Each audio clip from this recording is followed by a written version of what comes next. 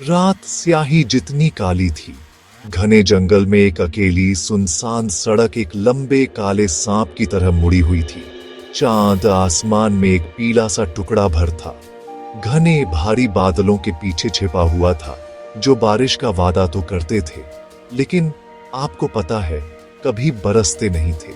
हमारी पुरानी कार खड़खड़ाहट और कराहट के साथ चल रही थी।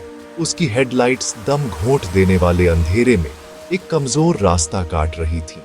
लंबी कंकाल जैसी पेड़ सड़क के किनारे लगे थे। उनकी शाखाएं मुड़ी हुई उंगलियों की तरह फैली हुई थी। डरावनी नाचती हुई परछाइयां बना रही थी, जो आंखों को धोखा दे रही थी। हवा में एक अजीब सी खामोशी छाई हुई थी, जिसे सिर्फ हमारे इंजन की गुनगुनाहट और अनसुनी पत्तियों की सूखी सरसराहट तोड़ रही थी। ये उस तरह की रात थी जहां पुरानी कहानियां और भूले हुए डर आपके दिमाग के कोनों से बाहर निकल आते हैं। उस एडवेंचर के लिए एक परफेक्ट सेटिंग जिसे हम शायद मूर्खता से खोज रहे थे। हमारी मंजिल बदनाम प्रेतगढ़ हवेली थी, एक ऐसी जगह जिसके बारे में गांव वाले दबी जुबान में फुसफुसाते थे। वे कहते थे कि यह दुख की जगह है, एक ऐसी जगह जहां आत्माएं भटकती है, हमेशा अपनी डिकेइंग दीवारों के अंदर फंसी रहती है। जैसे जैसे हम जंगल में और गहरे गए, एक अजीब धीमी धुन हवा में तैरती हुई महसूस हुई। एक ऐसी धुन जो दुखद और अनसेटलिंग दोनों थी। ऐसा लगा जैसे हवा ही एक चेतावनी गुनगुना रही हो। मैंने अपने दोस्तों रोहन, समीर और प्रिया को देखा। उनके चेहरे डिम डैशबोर्ड लाइट से रोशन, एक्साइटमेंट और बढ़ती हुई बेचैनी का मिश्रण दिखा रहे थे। हम यंग और लापरवाह थे, एक थ्रिल का पीछा कर रहे थे। पूरी तरह से अनजान थे कि हम सीधे एक नाइटमेयर के दिल में जा रहे थे, जो नए मेहमानों का बेसब्री से इंतजार कर रहा था। कार आखिरकार सड़क के अंत में रुक गई, जहां लोहे के दो बड़े जंग लगे गेट पहरा दे रहे थे।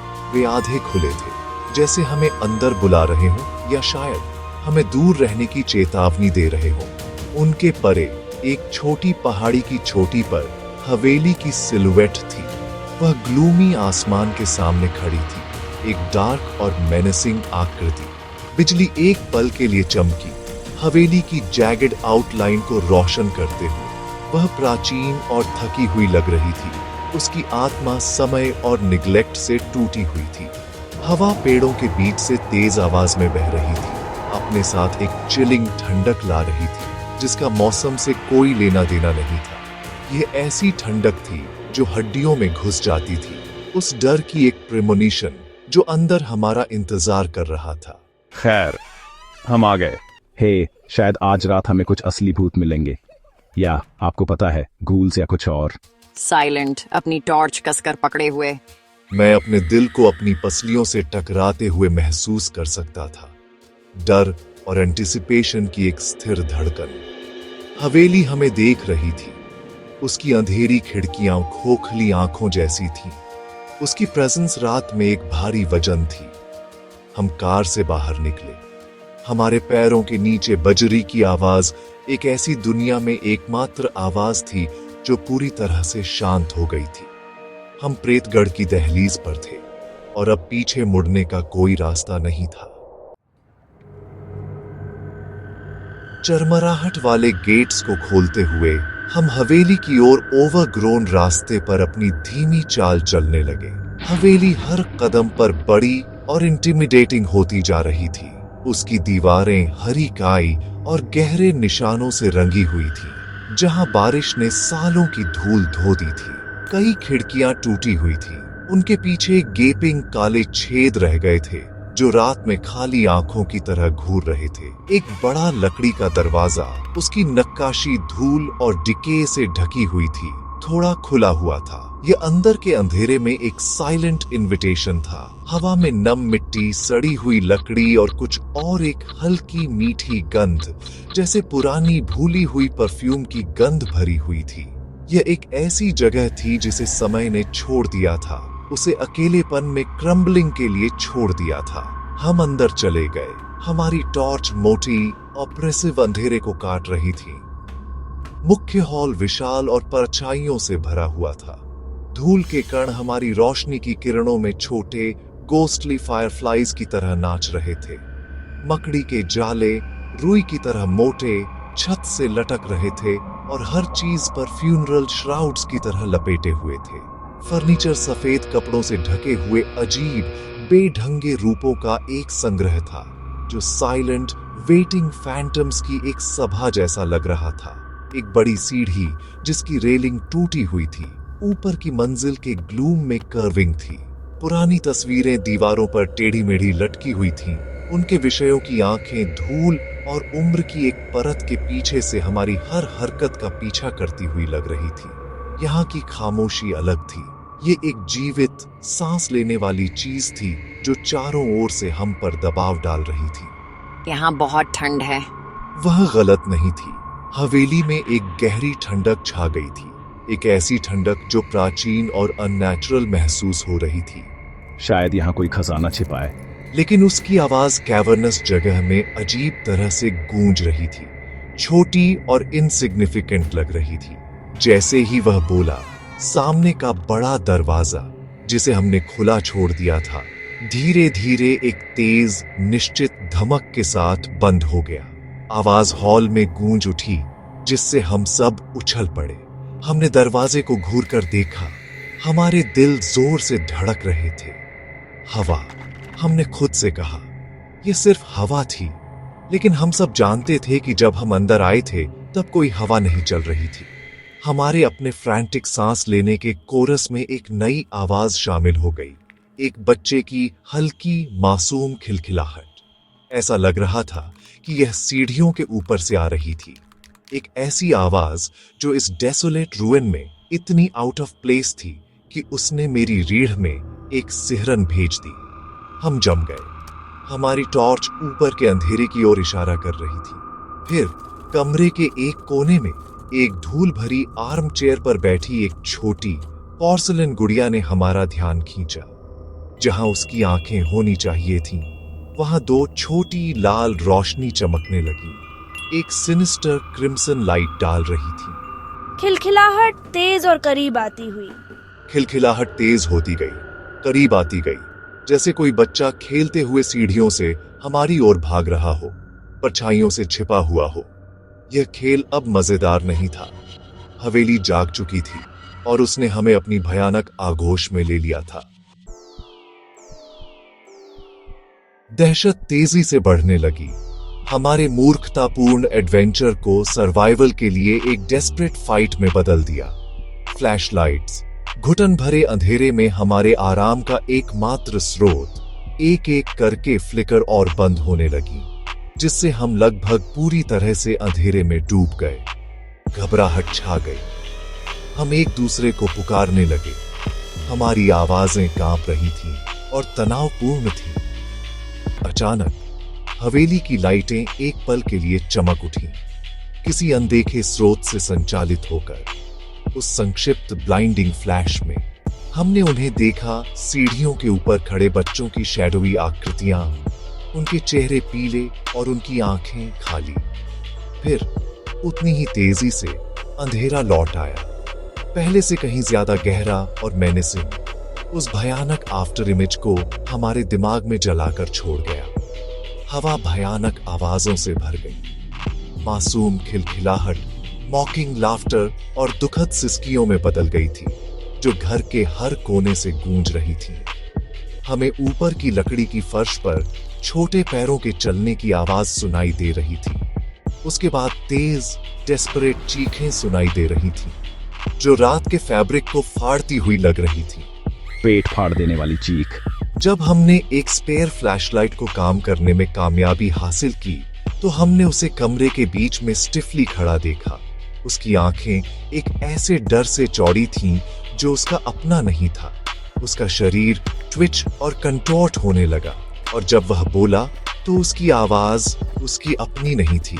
ये बच्चों की फुसफुसाहट का एक कोरस था।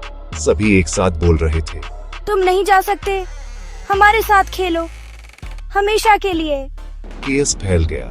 हवेली खुद एक मेलेवोलेंट एनर्जी से जीवंत हो उठी। किताबें अलमारियों से उड़ गईं, कुर्सियां फर्श पर अपने आप घिसने लगीं, और दीवारों पर लगे चित्रों से मोटी लाल आंसू बहने लगे जो खून जैसे दिख रहे थे। ढका हुआ फर्नीचर हिलने और खड़खड़ाने लगा, जैसे अदृश्य आत्माएं कपड़ों के नीचे संघर्ष कर रही हो। चीखते हुए, कुछ मुझे पकड़ रहा है, छोड़ो। प्रिया चीखी जैसे एक ठंडा अदृश्य हाथ ने उसकी बांह पकड़ ली। जब उसने हाथ हटाया तो उसकी त्वचा पर लाल निशान पड़ गए। हम पैरानॉर्मल एक्टिविटी के एक बवंडर में फंस गए थे। प्रेतगढ़ की आत्माओं द्वारा ऑर्केस्ट्रेटेड एक भयानक खेल में कठपुतलियां बन गए थे। बच्चों की फुसफुसाहट एक बहरा कर देने वाली दहाड़ में बदल गई। टॉर्मेंट और डिस्पेयर की एक सिम्फनी जो हमारी सैनिटी पर हमला कर रही थी। हमें बाहर निकलना होगा अभी। रोहन और मैंने प्रिया को पकड़ा और सामने के दरवाजे की ओर भागने की कोशिश की, पोजेस्ड समीर को अपने साथ खींचते हुए। लेकिन दरवाजे बंद थे। चाहे हमने कितनी भी जोर से धक्का दिया या लात मारी, वे टस से मस नहीं हुए। खिड़कियां एक अदृश्य शक्ति द्वारा बंद थीं। स्पिरिट बच्चों की हंसी हमारे चारों ओर गूंज रही थी, हमारे भागने के फ्यूटाइल प्रयासों का मजाक उड़ा रही थी।